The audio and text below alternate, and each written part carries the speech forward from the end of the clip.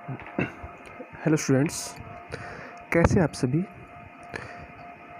इससे पहले वाली वीडियो में हमने किया था जो हीट वाला लेसन है, उसमें हीट की डेफिनेशन की थी, टेम्परेचर के बारे में डिस्कस किया था, और इसके अलावा जो थर्मामीटर है टेम्परेचर को मापने के लिए जो इंस्ट्रूमेंट होता है उसमें क्लिनिकल थर्मामीटर और लेबोरेटरी थर्मामीटर के बारे में भी डिस्कस किया था। इसके अलावा हमने हीट के बारे में डिस्कस किया था, यानी कि ट्रांसफ़र कैसे होगी। ठीक है, हमारा नॉर्मल ह्यूमन बॉडी का टेम्परेचर क्या होगा। क्लिनिकल थर्मामीटर के सभी पॉइंट कर चुके थे, लेबोरेटरी थर्मामीटर के सभी पॉइंट कर चुके थे। उसके बाद हमने किया था लैंड ब्रिज और सी ब्रिज के बारे में, जो मोस्ट इम्पोर्टेंट टॉपिक थे हमारे। सी ब्रिज में क्या होता है और लैंड ब्रिज में क्या होता है। उसके बाद आज हम करेंगे आगे ट्रांसफ़र ऑफ हीट ट्रांसफ़र कैसे होती है। तो देखो, heat flows from a hotter object to a colder object until both objects reach the same temperature। कहने का मतलब क्या, जो उसमें होती है वो गर्म वस्तु से ठंडी वस्तु की तरफ तब तक ट्रांसफ़र होती रहेगी जब तक वो वस्तु का जो तापमान, ठंडी वस्तु का तापमान उसके बराबर न हो जाए।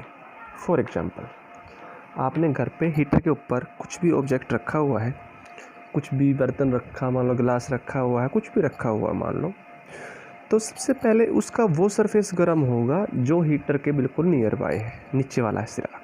उसके बाद जो उसका एंड वाला पॉइंट वहाँ तक वो गर्म होता रहेगा और वो तब तक हीट ट्रांसफ़र होगी जब तक सारे के सारे जो बीकर या जो भी ग्लास लिया आपने या कोई भी ऑब्जेक्ट लिया है, आयरन ऑब्जेक्ट लिया है, जब तक सारे का टेम्परेचर सेम ना हो जाए।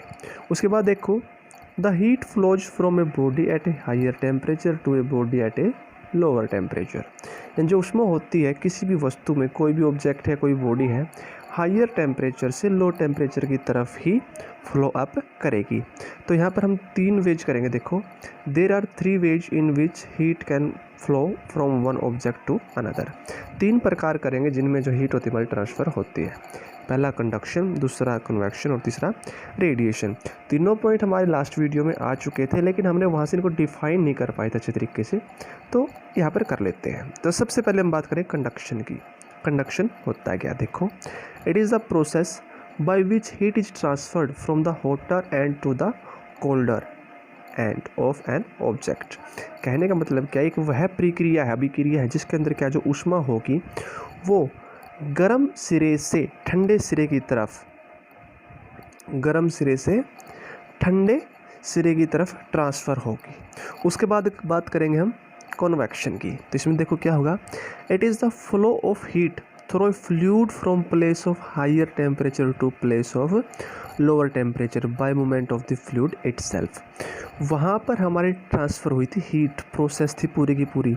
कन्वेक्शन में हम क्या बात करेंगे, किसी भी फ्लूइड के बारे में बात करेंगे। फ्लूइड के अंदर हीट ट्रांसफ़र होगी हायर टेम्परेचर से लोअर टेम्परेचर की तरफ, और जो मूवमेंट होगी वो फ्लूइड के थ्रू ही होगी। ठीक है, उसके बाद देखो आगे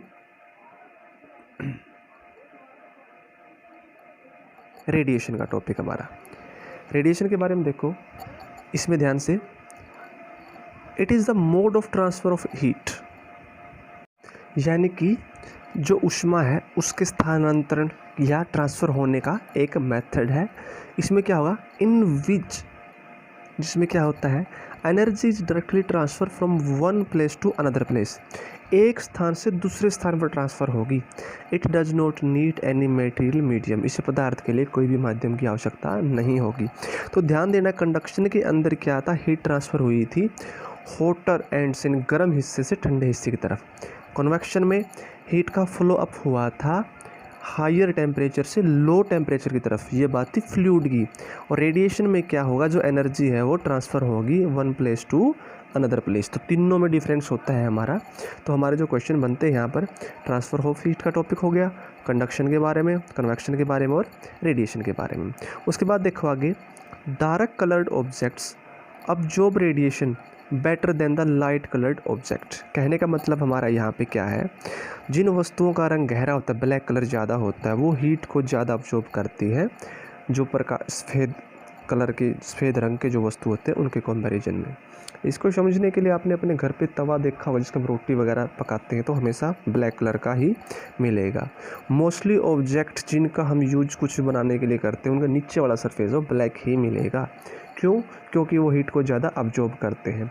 और जो नॉर्मल लाइफ में हम एक एग्जांपल भी कर सकते हैं, आपने ये सुना भी होगा कि हमें गर्मियों में ब्लैक कलर के कपड़े नहीं डालने चाहिए। क्यों? क्योंकि वो हीट को ज़्यादा अब्जॉर्ब करेंगे और हीट को ज़्यादा अब्जॉर्ब करने की वजह से हमें गर्मी ज़्यादा फील होगी। इसलिए आपको बोला जाता है कि लाइट कलर के कपड़े डालने चाहिए, जैसे कि सफ़ेद कलर हो गया हमारा। तो इसलिए that is the reason we feel more comfortable in light coloured cloth in summer. गर्मियों के टाइम में जो हल्के रंग के कपड़े होते हैं या सफ़ेद रंग के कपड़े होते हैं, उनमें हम ज़्यादा आरामदायक महसूस करते हैं। Woollen clothes keep us warm during winter.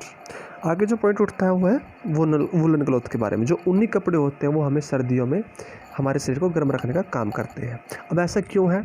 It is so, ये इसलिए है because wool is a poor conductor of heat.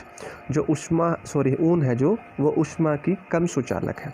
And it has air trapped in between the fibres. और उसके अंदर जो तंतु होते हैं जिनसे वो ऊन बनी होती है, वो हवा को अपने अंदर जकड़े रहते हैं, अपने अंदर पकड़े रहते हैं। जिससे क्या फ़ायदा मिलेगा? जो एयर है वो वार्म अप होगी और वार्म अप होने की वजह से हमारे बॉडी है उसको भी वार्म अप करने का काम करेगी। इसलिए सर्दियों में जो ऊनी वस्त्र डालते हैं वो हमारी बॉडी को गर्म रखने का काम करेंगे। तो ये थे हमारे आज के पॉइंट और इसी के साथ जो हमारा हीट वाला लेसन वो कंप्लीट होता है। कहीं पर कोई डाउट हो, किसी तरह की कोई प्रॉब्लम हो तो आप पूछ सकते हैं। फिर भी अगर आपको लगता है जी हमारा कोई टॉपिक रहता है तो आप कमेंट बॉक्स में बता सकते हैं। आई थिंक मेरे अकॉर्डिंग तो मोस्टली लेसन हमारे कंप्लीट हो ही चुका है। फिर भी अपनी तरफ से पॉइंट देख लेना कहीं पर कोई डाउट हो तो। इसमें जो इंपॉर्टेंट टॉपिक कल भी बताए थे आज भी बोल रहे हैं, सी ब्रिज और land bridge most important topic है। क्लिनिकल थर्मामीटर, लेबोरेटरी थर्मामीटर के बारे में, इनमें डिफरेंस, यानी कम से कम 10-15 क्वेश्चन हम इजीली बना सकते हैं। जो आप इस लेसन की एक्सरसाइज करोगे वहाँ पर भी आपको मिलेंगे इनमें से कुछ क्वेश्चन। तो लेसन का मोस्टली जो आप बोल सकते हो समरी बोल लो या लेसन का टोटली जो इम्पोर्टेंट पॉइंट है वो हमारे यहाँ पे क्लियर आउट होते हैं। हर एक पॉइंट को आपने अपने माइंड में सेट रखना है, क्योंकि जब आप क्वेश्चन आंसर करोगे तो आपके माइंड में कई तरह के क्वेश्चन उठेंगे कि ये पॉइंट तो सर ने करवाया ही नहीं। लेकिन यहाँ पर जितने भी पॉइंट हैं अगर आप इनको एक बार अच्छे से लर्न आउट कर लेते हैं तो डेफिनेटली आप कभी इनको भूल नहीं पाएंगे, क्योंकि ये वो पॉइंट है जो आगे आपके लाइफ में आने वाले टाइम में काम आएंगे। जैसे जैसे आप अपनी अगली क्लासेज में होते जाएंगे ये पॉइंट आपके लिए उतने फ़ायदेमंद होंगे। कई सारे टॉपिक तो आपको ऐसे मिलेंगे फ्यूचर में जो आप पहले कर चुके होंगे, बस आपने उनको थोड़ा रिवाइज करना होता है, सिर्फ उनमें कुछ पॉइंट ऐड किए जाएंगे। फॉर एग्जांपल जैसे आप छोटी क्लासेज में होते हो, बिल्कुल स्टार्टिंग में आपको काउंटिंग सिखाई जाती है। काउंटिंग सिखाने के बाद आपको टेबल्स वगैरह करवाई जाती है। टेबल्स के बाद आपको add some of addition, some of subtraction, some of multiplication, some of division करवाया जाता है। उसके बाद ही आपको इन्हीं सभी के बेसिस पर जो स्टेटमेंट वाले सम वो करवाए जाते हैं। तो मैथ में आपने देखा होगा स्टार्टिंग से लेके एंड तक आपके लिए कंपलसरी चीज़ें क्या? काउंटिंग होना, उसके बाद टेबल्स का आना, मल्टीप्लाई के सम आना, डिवाइड के, एडिशन के और सब्ट्रैक्शन के, क्योंकि बेस यही है मैथ का। तो ठीक उसी तरह से साइंस में अगर हम बात करें, जैसे स्टार्टिंग से आप पढ़ते चल रहे हैं तो आगे जितना बढ़ते जाएंगे जो आप पहले कर चुके हो वही हमारा बेस होगा। तो खैर ये तो बातें थी आपको थोड़ा हिंट देने की। तो हमने जो किया है इसको आपने अच्छे से लर्न आउट करना है। ट्रांसफ़र ऑफ हीट के बारे में लिखना आपने, कंडक्शन, कन्वेक्शन, रेडिएशन।